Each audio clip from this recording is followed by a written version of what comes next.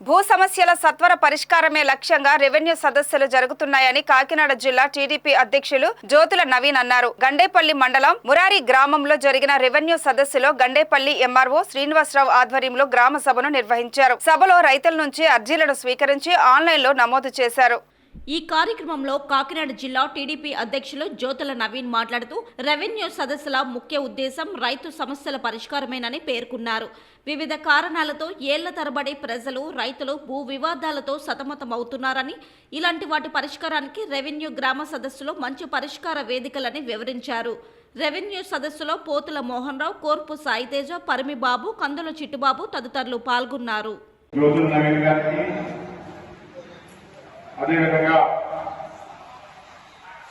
మండల తెలుగుదేశం పార్టీ అధ్యక్షులు పోతుల మోహన్ రావు గారికి, జడ్పీటీసీ సభ్యులు పరిమిబాబు గారికి,